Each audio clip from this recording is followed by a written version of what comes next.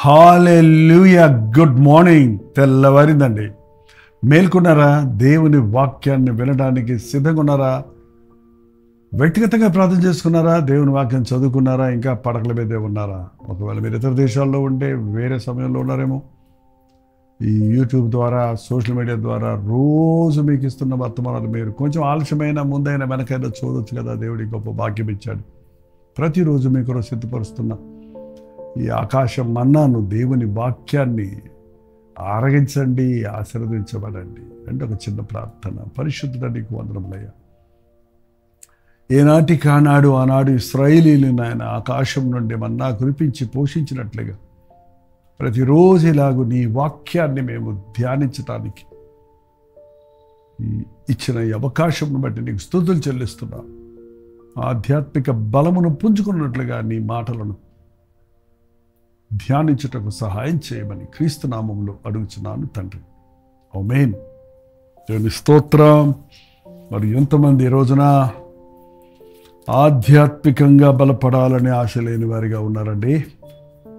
మనుషుడు రొట్టె వల్ల మాత్రము కాదు, దేవుని నోటి నుండి వచ్చే ప్రతి మాట వలన బ్రతుకునన్న మాట మనం గుర్తుపెట్టుకుంటే దేవుని వాక్యపు హెచ్చరికలు, గద్దింపులు, దిద్దుబాటులు, ఆదరణలు మన జీవితంలో అద్భుతాలు చూడగలుగుతామండి. బైబిల్లో 66 గ్రంథాలు లేక పుస్తకాలు ఉన్నాయి. అన్నీ కలిసింది బైబిల్ కదా. ప్రకటన గ్రంథం చివరి గ్రంథం అయితే దాని ముందు ఒక పత్రిక ఉంది. దాని పేరు యూదా రాసిన పత్రిక. ఈ యూదా యేసు ప్రభు యొక్క సహోదరుడు. యాకోబు, యూదా అనేవారు ఆయన సహోదరులు కారా? యాకోబు పత్రిక రాసిన యాకోబు, యూదా పత్రిక రాసిన యూదా యేసు ప్రభు యొక్క సహోదరులు. మొదట్లో వారు ప్రభువును విశ్వసించలేదు, కానీ ఆయన శిలువ మరణ పునరుద్ధానముల తర్వాత ఆ మొదటి విశ్వాసుల గుంపులో వీరు కూడా ఆధ్యాత్మికంగా బలపడి దైవ సేవలో నిమగ్నులయ్యారు.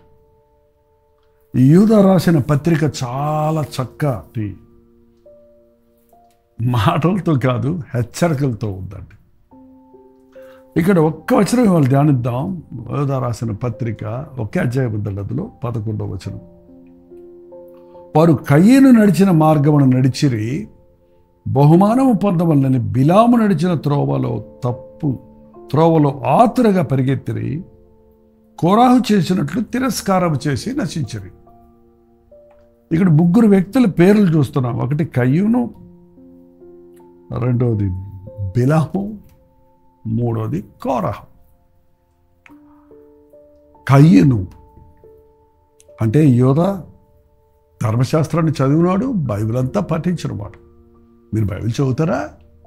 కయ్యూను ఎవరో తెలుసా? అబ్రహాం ఎవరో తెలుసా? ఎందుకు తెలియదండి? మా ఇంటి ఎదురుకుండానే ఉన్నాడు ఒక ఆయన అన్నాడు ఒకరు. అబ్రహాం పేరు పెట్టుకున్న వాళ్ళు కాదండి, బైబిల్లో ఉన్న అబ్రహాము. బైబిల్ని క్రమంగా చదవండి. రోజు 3 అధ్యాయాలు, ఆదివారం 5 అధ్యాయాలు, ఆదికాండం నుంచి మత్తయి సువార్త నుంచి ప్రారంభించండి. చక్కటి బైబిల్ పరిజ్ఞానం వస్తుంది. మీ సందేహాలకు సమాధానాలు మీరు పఠిస్తుండగానే మీకు దొరుకుతాయి. ఈ 3 మార్గాలను గురించి హెచ్చరిస్తున్నాడు. మీరు అలా ఉండొద్దు. కయ్యూను నడిచిన మార్గంలో నడిచిరి. ఏంటి కయ్యూను మార్గం? తమ్ముడు బలిని దేవుడు అంగీకరించాడు, తన బలిని అంగీకరించలేదని కోపగించుకున్నాడట. కోప మార్గం. మీరు కోపడతారా? మనిషి అన్నా కోపడకుండా ఉంటాడా? సంతోషము, దుఃఖము, ఆశ్చర్యము, భయము, కోపము అనేవి సర్వసాధారణమే. కానీ అవి మితిమీరితే పాపములైతే. కోపపడుడి గాని పాపము చేయకుడి. పాపం విషయంలో తప్ప మరి ఏ విషయంలో కోపపడకండి. ఒకవేళ మీరు కోపపడితే మీ కోపాన్ని సూర్యుడు అస్తమించే వరకు నిలిచి ఉండనివ్వకండి. హృదయంలో కోపం పెట్టుకుంటే దేవుడికి మన ప్రార్థన వినపడదు. కనబడే సహోదరుని ప్రేమించని వాడు కనబడని దేవుణ్ణి ఎలా ప్రేమిస్తాడు? నీ సహోదరుని నీ మీద కోపం ఉంటే నువ్వు వెళ్ళి సమాధానపడి వచ్చి నాకు బలర్పించమన్నాడు ప్రభు. కోపాన్ని కయ్యూను అలాగే మనసులో పెట్టుకున్నాడు. అక్కడికి దేవుడు వచ్చి కోపమేలా కయ్యూను, సత్కార్యం చెయ్యి, వెళ్ళు, తమ్ముడిని అడుగు, ఏం అర్పణిచ్చావు, నాకు గొర్రెవరా, నేను కూడా ఇస్తాను, అడిగి ఉండొచ్చు కదండి. ఆహా, దేవుడు ఎందుకు నన్ను అంగీకరించాలా, వాడిని ఎందుకు అంగీకరించాడు? బాధది, చాలామంది బాధతే ఇవాళ. ఇతరులతో పోల్చుకుంటారు, దేవుడు వాళ్ళకి ఇచ్చాడు నాకెందుకు ఇవ్వలేదు అని వాళ్ళ మీద కోపడతారేంటి, వాళ్ళ మీద అసూయపడతారేంటి? ఆ కోపం మనసులో ఉంచుకుంటే అది ద్వేషం అయిపోద్ది, ఈర్ష్య అయిపోద్ది. అందరూ చూసుకొని ఒకరోజు చంపేశాడు. అందుకనే కోపం సూర్యుడు అస్తమించే వరకు ఉండనీయకండి. ఎంతమంది రోజు కోపంతో, పగతో, ద్వేషంతో, కక్షలతో, చంపుకోవడాలతో ఎంత నీచ స్థితికి దిగజారిపోతున్నారు. అది కయ్యూను మార్గం, అది సాతాను మార్గం, అది నాశన మార్గం. కోపపడకండి. మీ కోపాన్ని సమాధానపరచుకోండి, సమాధానపడండి. కోపడిన వారి మీద మీ మనస్సులో దేవుని ప్రశాంతత ఉండనట్లేదు. మీ పాపములను ఒప్పుకొనండి. కొందరు కయ్యూను మార్గంలో నడుస్తున్నారు, మరికొందరు బిలాము మార్గంలో నడుస్తారట. బిలాం మార్గం ఏంటి? బిలాం అనేవాడు ఒక ప్రవక్త. రాజు పంపించాడు, వచ్చి ఇశ్రాయేలు జనాన్ని శపించాలి, నీకు కావలసినంత ధనధాన్యాలు ఇస్తానంటే అది తెలుసు అతనికి. ఇశ్రాయేలీలు శపితమైన జనం కాదు. కానీ దేవుని దగ్గరికి వెళ్ళి వెళ్ళమంటావా, శపించమంటావా అంటే కూడదు, వద్దు అన్నాడు. 1, 2, 3 సార్లు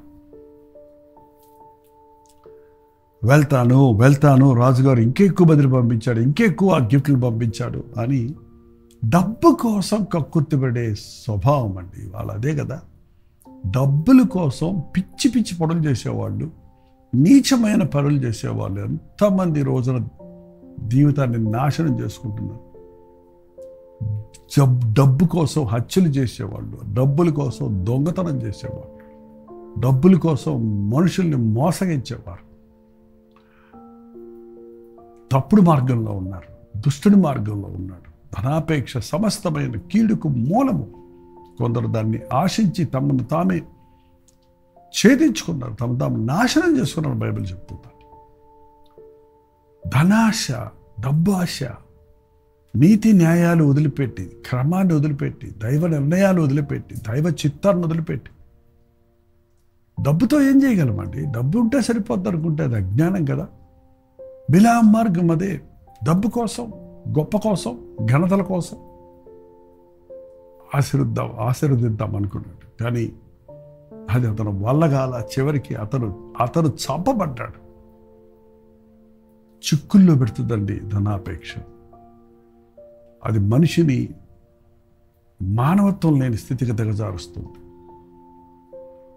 డబ్బు కొరకు పరిగెత్తేది బిలాం మార్గం, కక్ష సాధించుకోవటానికి పరిగెత్తేది కయ్యూను మార్గం.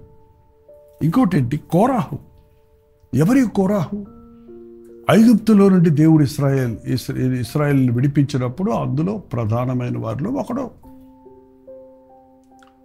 బాగానే ఉన్నాడు కొంత దూరం వచ్చేటప్పటికి తన ప్రయాణంలో మోషే దగ్గరకు వచ్చి తన వెంట ఒక 200 మందిని పోగు చేసుకొని, దేవుడు నీతోటే మాట్లాడా, మాతో మాట్లాడలేదా, నేను నీలాగానే అని కోరాహు మీద తిరగబడ్డాడు. తిరుగుబాటు మార్గం. అధికారుల మీద తిరగబడేవారు, తల్లిదండ్రుల మీద తిరగబడేవారు, భర్త మీద తిరగబడే భార్యలు ఇప్పుడు ఎక్కువైపోయారండి. ఎంత భయంకరం. కేసులు పెట్టేస్తున్నారు. మా కోడలు మా మీద కేసు పెట్టిందండి, మేము కోర్టులో కూడా తిరుగుతున్నామని తల్లిదండ్రులు కన్నీటితో చెప్తుంటే ఎంత వేదనగా ఉంది తెలుసా అండి. ఏంటది? భర్త మాటకు లోబడమని దేవుని వాక్యం చెప్తుంటే, కుటుంబాన్ని కట్టుకో జ్ఞానవంతురాలుగా అని వాక్యం హెచ్చరిస్తుంటే, ఎంతమంది ఏం పురుషులను తక్కువడు కాదులేండి. భార్యను హింసించేవారు, భార్యను బాధ పెట్టేవారు, ఆస్తుల కొరకు, కట్నాల కొరకు కష్టపెట్టేవారు. పరస్త్రీ వ్యామోహంలో పడి ఏంటంటే తిరుగుబాటు చేసేవారు. ఎంతమంది రోజున కుటుంబాలు కూలగొట్టుకుంటున్నారు. అధికారం కావాలని కుంభకోణాలు చేయడానికి ఆశపడుతున్నాడు. అధికారులకు లోబడు, తల్లిదండ్రులకు లోబడు. స్త్రీలారా మీ స్వపురుషులకు లోబడండి. దేవునికి లోబడు. మనుషుడు దేవుని మీద తిరుగుబాటు చేస్తున్నాడు. తిరుగుబాటు మార్గం. ఆకాశమా విను, భూమి చెవియొగ్గు, నిన్ను పిల్లలను పెంచి గొప్పవాడిగా చేశాడు. ఎద్దు తన కామందు నెరుగును, గాడిద తన సొంతగాడి దొడ్డు తెలుసుకోను. నా ప్రజలకు తెలివి లేదు, వారు నా మీద తిరుగుబాటు చేస్తున్నారు. దేవుడు ఎక్కడున్నాడని అడిగేవాళ్ళు ఏం చేస్తున్నట్టుంది అర్థం. దేవుడేడి అంటారు ఏంటండి? దేవుడేం చేశాడు, దేవుడేమిచ్చాడు అని తిరుగుబాటు చేసేవారు కోరాహు మార్గంలో ఉన్నాడు. వీరి అంతం చూస్తే కయ్యూను దేశదిమ్మరై తిరగాల్సి వచ్చింది. బిలాము పిలువబడిన వారితోటి చంపబడ్డాడు. కోరాహు, అతనితో వచ్చిన దాతాను, అభిరాములు అనే వారి గుంపంతా దేవుని కోపానికి గురై భూమి నెరడు విడిచి ఉన్న ఫలంగా వాళ్ళు పాతాళానికి, భూమిలోనికి వెళ్ళిపోయారని బైబిల్ చూస్తున్నాం. ఇది దుష్టుని మార్గము, కోప మార్గము, లాభం కొరకు ఆశించే మార్గం, తిరుగుబాటు చేసే మార్గం. ఈ అంచె దినాలలో ఇటువంటి మార్గాలు మన ఎదురుగుండా చాలా ఓపెన్ చేస్తున్నాయి. ఈజీగా ఉన్నట్టు కనపడతాయి. విశాల మార్గంగా ఉంటుంది, ఆడంబరంగా ఉంటుంది. అందుకే బైబిల్ చెప్తుంది, విశాల మార్గంలో పోయేవాళ్ళు అనేకులు. అందులో అన్నీ ఉంటాయి, ఎంటర్టైన్మెంట్స్ ఉంటాయి, డ్రింకింగ్ ఉంటుంది, తాగటం, ఎగరటం, ఇష్టం వచ్చినట్టు విచ్చలవిడిగా జీవించడానికి అవకాశం. అలాంటి బ్రతికే కావాలని కోరుకుంటున్నారు కొంతమంది. నన్ను ఎవడు అడగకూడదు, నా ఇష్టం వచ్చినట్టు నేను నడుచుకుంటాను, నా ఇష్టం దగ్గరికి నేను వెళ్తాను, నా ఇష్టం వచ్చినట్టు నేను చేస్తాను. ఇది భయంకరమైనటువంటి తిరుగుబాటు మార్గం అండి. దేవుని మీద తిరగబడుతున్నావు, నీ తల్లిదండ్రుల మీద తిరగబడుతున్నావు, నువ్వు తోటి వ్యక్తుల మీద తిరగబడుతున్నావు, నిన్ను నీవే నాశనం చేసుకుంటున్నావు. అది అర్థం చేసుకుంటున్నావు. విధేయులమై విరజము అని దేవుడు కోరుతున్నాడండి. కయ్యూను మార్గం మనకొద్దు, బిలాం మార్గం మనకొద్దు, కోరాహు మార్గం వద్దే వద్దు. మరి ఏ మార్గం? ప్రభు చెప్పాడు, నేనే మార్గమును, జీవమును, సత్యమునై ఉన్నాను. నా ద్వారా తప్ప ఎవ్వరూ తండ్రి వద్దకు చేరలేరు. యేసయ్య మార్గంలో వెళదామండి. యేసుని అడుగుజాడల్లో నడుద్దాం. నన్ను వెంబడించేవాడు ఎంత మాత్రమో చీకటిలో ఉండక వెలుగులో నడుచును అన్నాడు ప్రభు. ఆయన మార్గం సత్య మార్గం, ఆయన మార్గం జీవ మార్గం. యేసయ్య మార్గం పరలోకానికి మనల్ని చేర్చే మార్గం. ఎక్కడికి వెళ్తాం మనం?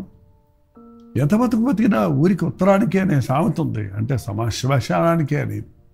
కానీ ఒక విశ్వాసికి, యేసు ప్రభువుని నమ్మిన వానికి అంతం శ్మశానం కాదు.